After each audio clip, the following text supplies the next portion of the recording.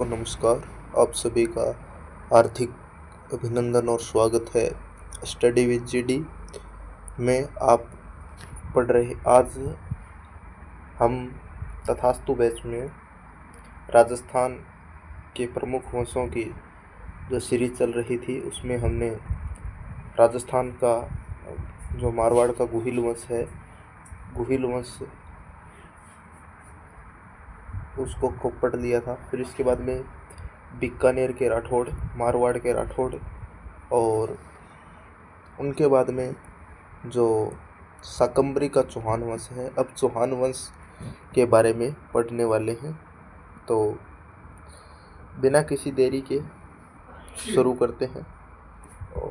तो शाकंभरी का चौहान वंश, इस चौहान वंश की उत्पत्ति के विषय में बहुत विवाद है। वंशावलियों और ख्यातों ने इनको अग्निवंशीय माना है। डॉक्टर गौरीशंकर हीराचंद ओझा के विचार से ये सूर्यवंशी क्षत्रिय थे और अचलेश्वर मंदिर के लेख में चंद्रवंशीय माना गया है। तो अलग अलग मत दिए गए हैं और एक प्रमुख जो उभर कर आए शासक वो चौहान वंश थे। अग्निकुंड में अग्निकुंड सिद्धांत हमने पढ़ा, राजपूतों की उत्पत्ति। अगर राजपूतों की उत्पत्ति संबंधी सिद्धांत नहीं पढ़ा है, आरएस के लिए इम्पोर्टेंट है, मेंस एग्जाम में भी, तो उसकी भी हमने वीडियो बनाई, वो आप देख सकते हैं। लेकिन अग्निकुंड सिद्धांत में चौहानों को मुख्य रूप से शामिल किया गया है। ऋषि वशिष्ठ ने जो 4 योद्धा उत्पन्न किए थे उसमें से क्या है कि चौहान है वो सर्वश्रेष्ठ माना जाता है। इन सभी मतों का विवेचन करते हुए डॉक्टर दशरथ शर्मा चौहानों की उत्पत्ति ब्राह्मण वंश से मानते हैं। तो ये जो दशरथ शर्मा है वो हमेशा ही ब्राह्मण वंश से उत्पत्ति मानते हैं, राजपूतों की भी उत्पत्ति और इनकी। तो कई बार क्या है, पुरोहितों का गोत अपना लेते थे, तो वो सब चीज़ें होती थी। तो बिजोलिया शिलालेख, और बिजोलिया का जो प्राचीन नाम है वो है क्या है, विजयवल्ली। बिजोलिया का प्राचीन नाम विजयवल्ली है। शिलालेख के अनुसार, बिजोलिया शिलालेख के अनुसार सम्र झील का प्रवर्तक कौन था? वासुदेव चौहानों। सम्र झील का प्रवर्तक वासुदेव चौहानों का आदि पुरुष था, जिसका समय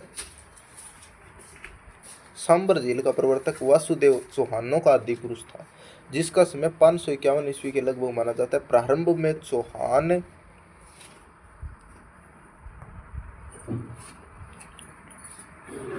चौहान गुर्जर प्रतिहारों के सामंत थे, परंतु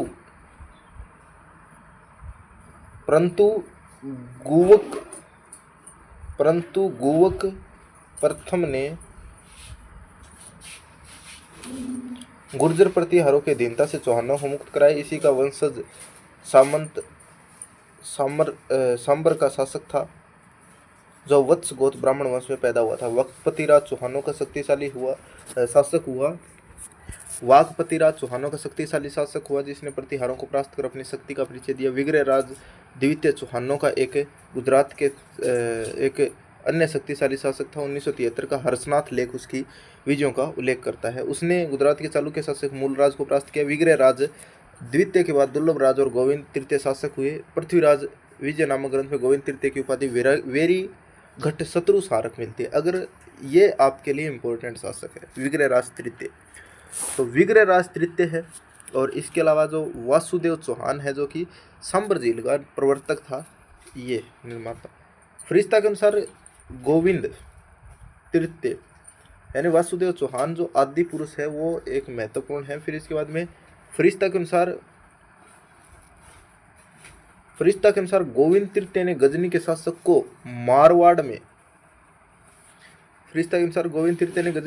मारवाड़ में आगे बढ़ने से रोका था।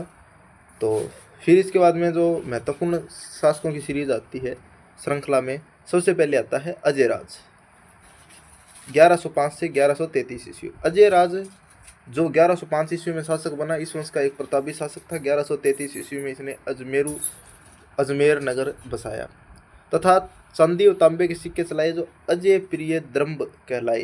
कुछ मुद्राओं पर उसकी रानी सोमलवती का नाम भी अंकित मिलता है। अजय राज शिव मतावलंबी यानी शिव भक्त था।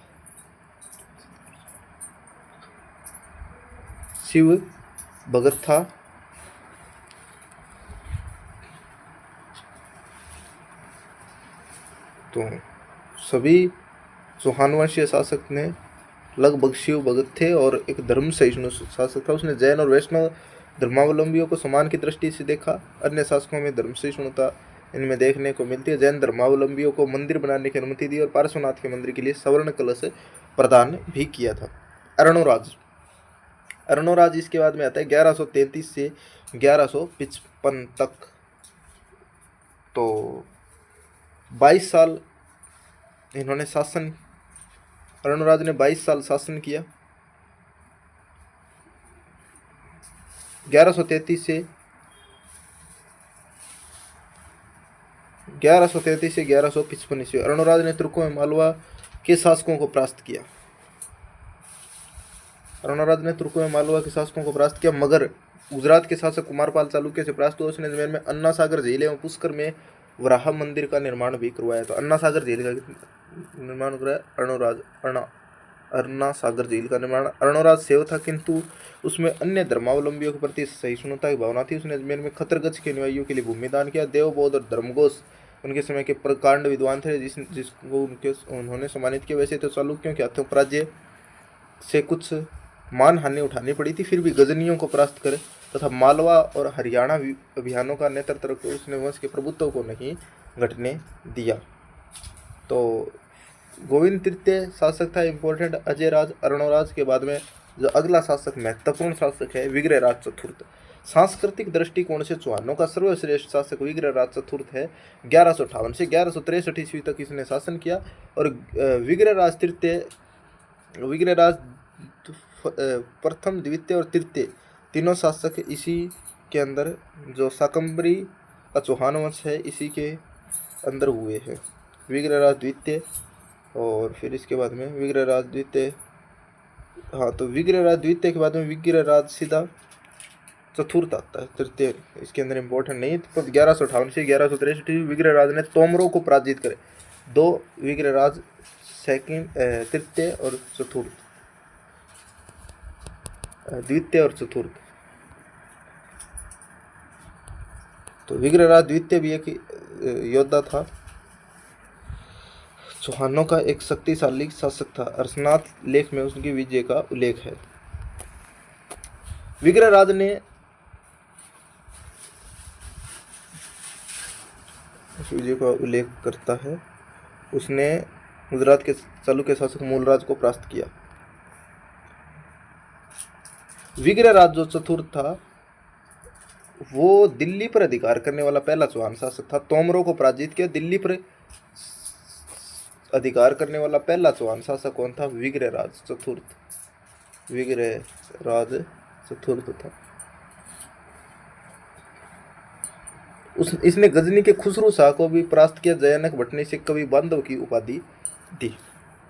इसे कवि बांधव की उपाधि दी। विग्रहराज चतुर्थ को, विग्रहराज को कवि बांधव की उपाधि दी। विग्रहराज ने हरिकेली और उसके दरबारी विद्वान सोमदेव ने ललित विग्रहराज नाटक की रचना की। उसने अजमेर में एक संस्कृत पाठशाला बनवाकर उस पर हरिकेली नाटक की पंक्तियां खुदवाई और वही कुतुबुद्दीन ऐबक ने संस्कृत पाठशाला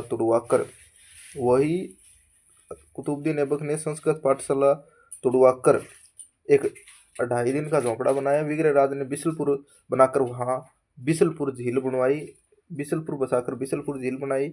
और विग्रहराज चतुर्थ के मूल्यांकन में डॉक्टर दशरथ शर्मा लिखते हैं कि उसकी महत्ता निर्विवाद है, क्योंकि एक सेनाध्यक्ष के साथ साथ वह एक विजेता, साहित्य का संरक्षक, अच्छा कवि और सूझबूझ वाला निर्माता था।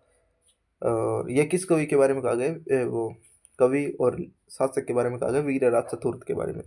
अच्छा कवि और सूझबूझ वाला निर्माता था। पृथ्वीराज विजय का लेखक लिखता है, एक विजेता, यानी इनके शासनकाल की त्रिवेणी हमें दिखाई देती है, यानी शासक, साहित्य का संरक्षक और एक जो नियोजनकर्ता या निर्माण करता था। पृथ्वीराज विजय का लेखक बताता है कि जब विग्रहराज की मृत्यु हो गई तो कवि बांधव की उपाधि निरर्थक हो गई, क्योंकि इस उपाधि को धारण करने की किसी में क्षमता नहीं रही थी। सोमदेव तो विग्रहराज को वीरों में नहीं वर्ण विद्वानों में विग्रहणी मानता था। यह केवल उसकी मिथ्या प्रशंसा नहीं, हरिकेली नाटक से उसकी योग्यता आंकी जा सकती है। ठीक है, तो हरिकेली नाटक है, उनकी योग्यता आंकी जा सकती है। किल ने उसकी विद्वता की प्रशंसा, इनको पढ़ा जा सकता है इस नाटक को। वह उन हिंदू शासकों में एक व्यक्ति था जो कालिदास और भवभूति की होड़ कर सकता था। विग्रहराज का समय सपादलक्ष जो मेर व नागौर का जो क्षेत्र है सपादलक्ष का सवर्ण काल था। पृथ्वीराज तृतीय एक महान शासक ये भी थे और हिंदू धर्म के गौरवपूर्ण शासकों में इनका नाम लिया जाता है। राजस्थान के शासकों में 4 बांस 24 गज 8 अंगुल प्रमाण ता ऊपर सुल्तान है मत चुके चौहान। तो आपको भी अपना लक्ष्य अचूक आपको निशाना है वो अपने टारगेट पर सेट करना है और आपको चूकना नहीं है, आपको भी चूकना नहीं है। तो 4 बांस 24 गज 8 अंगुल प्रमाण ता ऊपर सुल्तान है मत चुके चौहान। तो आंख बंद करके और पढ़ाई के लाए जो तो आपको तथास्तु बैच है वो एंग्जाइटी जुड़ो और लगभग 80-85% है क्वेश्चन थाने एग्जाम में मिलेगा। तो पृथ्वीराज तृतीय शाकंभरी के चौहान शासकों में सबसे प्रसिद्ध पृथ्वीराज तृतीय था। 11 वर्ष की आयु में शासक बना। 1182 में इसने सतलज प्रदेश के भंडारकों को परास्त किया। इसी वर्ष इसने महोबा के चंदेल शासक प्रमृति देव को पराजित किया, जिसमें प्रसिद्ध वीर अल्लाह उदल लड़ते हुए मारे गए। पृथ्वीराज ने कनौज के गढ़वाल शासक जयचंद को परास्त किया। अब जो महान शासक अगर ये अल्लाह उदल है, जैसे जयमल और फत्ता और गोरा बादल, जो शासक लड़ते हुए मारे गए जिनके काल में, वो क्वेश्चन पूछा जा सकता है आपसे। जयमल और फत्ता जैसे जो शासक था उदय सिंह, गोरा और बादल रावल रतन सिंह, तो ये अलाउद्दीन खिलजी से लड़ते हुए मारे गए, अकबर के विरुद्ध लड़ते हुए मारे गए। तो ये वीरता से प्रसिद्ध वीर थे। ये आला और उदल पृथ्वीराज तृतीय के समय मारे गए। तो इनको आपको ध्यान में रखना है, ठीक है। आप ऐसी चीजें को क्या है नोट डाउन किया करें। पृथ्वीराज ने कनौज के गढ़वाल शासक जयचंद को परास्त किया और स्वयंवर के समय उसकी बेटी संयोगिता का अपहरण कर उससे विवाह कर लिया। त्रायन के प्रथा, इनके पीछे की बहुत लंबी कहानी है, वो किसी दिन बाद में देखेंगे। त्रायन के प्रथम युद्ध 1191 ईस्वी में तो उसने गौरी को उसने पराजित किया, मगर 1192 में त्रायन के द्वितीय युद्ध में मोहम्मद गौरी से पराजित हुआ, जिससे चौहान राज्य का तो पतन हुआ ही, भारत में तुर्की शासन की नींव भी पड़ी। पृथ्वीराज तृतीय वीर विद्यानुरागी एवं गुणीजनों का सम्मान करने वाला था। पृथ्वीराज विजय का रचयिता जयानक पृथ्वीराज रासो का लेखक चंद बरदाई उसके दरबार की शोभा बढ़ाते थे। संयोगिता स्वयंवर कथा कनौज के शासक जयचंद ने राजसूय यज्ञ किया तथा अपनी पुत्री संयोगिता के विवाह के लिए स्वयंवर का आयोजन भी किया, जिसमें पृथ्वीराज को छोड़कर कई राजा महाराजाओं को आमंत्रित किया गया था। इतना ही नहीं, पृथ्वीराज को अपमानित करने के लिए जयचंद ने स्वयंवर स्थल के बाहर द्वारपाल के रूप में पृथ्वीराज की मूर्ति रख दी। संयोगिता एवं पृथ्वीराज एक दूसरे को मन से चाहते थे, अतः संयोगिता वरमाला लेकर एक राजा महाराजा देखते आगे बढ़ती जा रही थी। पृथ्वीराज को न पाकर मन ही मन बड़ी दुखी थी, किंतु जब वह दरवाजे तक पहुंची तो द्वारपाल के रूप में अपने प्रेमी की मूर्ति नजर आई। उसने माला उस मूर्ति के गले में डाल दी। उस समय तक पृथ्वीराज भी वहां पहुंच सका था। उसने संयोगिता वहां से अपने साथ लेकर अजमेर की ओर प्रस्थान किया और चौहान शासकों ने गढ़वालों को उसका पीछा करने से रोका। अजमेर पहुंचकर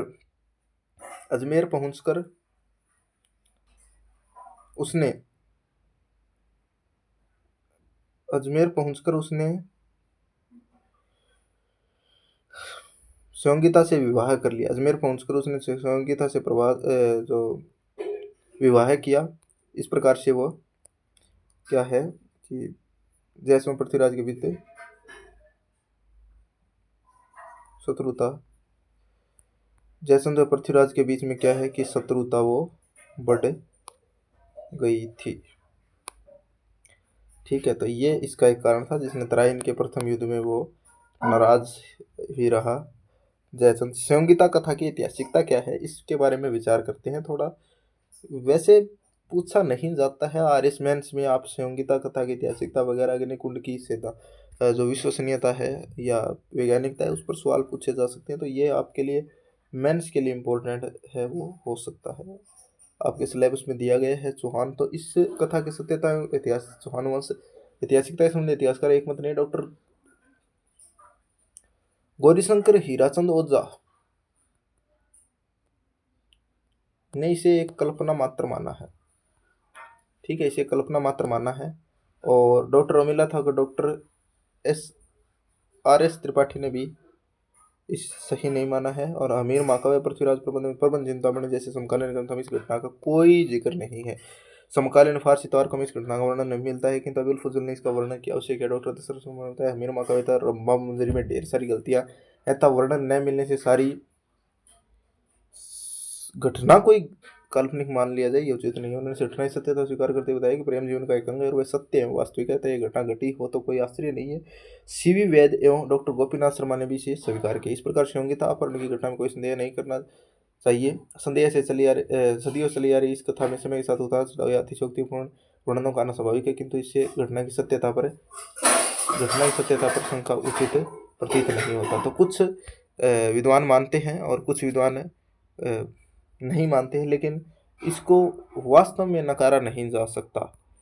जो नाटकों में वगैरह में भी हम देखते हैं। तो आपको आज हमने जो शकंबरी का चौहान वंश है इसको पढ़ा, और इसके बाद में पादलक्ष और शकंबरी के चौहानों के बाद में अगली जो कड़ी है इसके अंदर हम रणथंभौर का चौहान वंश पढ़ेंगे। और 7th क्लास के अंदर पृथ्वीराज चौहान के बारे में दे रखा है। 7th क्लास में पृथ्वीराज चौहान के बारे में थोड़ा दे रखा है, तो उसको भी हम थोड़ा पढ़ लेते हैं, क्योंकि एक दो चीज़ें हैं वो इस बुक में 10th वाले में कई बार नहीं मिलती, तो वो उसमें मिल जाती है। तो देखते हैं चौहान वंश का एक ही शासक उसके अंदर दिया गया है।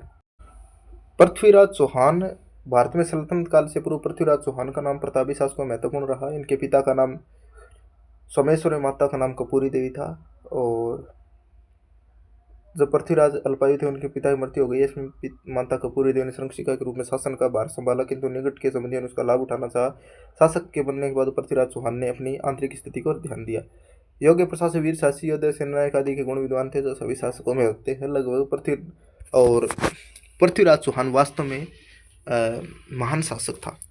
विद्यानुरागी पृथ्वीराज को 6 भाषाओं का ज्ञान था। विद्यापति, गौड़, वागीश्वर, जयानक, विश्वरूप, जनार्दन, चंद, बरदाई, पृथ्वी भट्ट जैसे लेखक व कवि उनके दरबार की शोभा बढ़ाते थे। तो विद्यापति, गौड़, वागीश्वर, जयानक, विश्वरूप, जनार्दन और पृथ्वीराज। प्रसिद्ध ग्रंथ पृथ्वीराज राजसो की रचना कवि चंद बरदाई द्वारा की गई, और पृथ्वीराज विजय है वो किसने लिखी? जयानक ने लिखी। तो इस प्रकार से ये हमने इतना ही दिया गया है।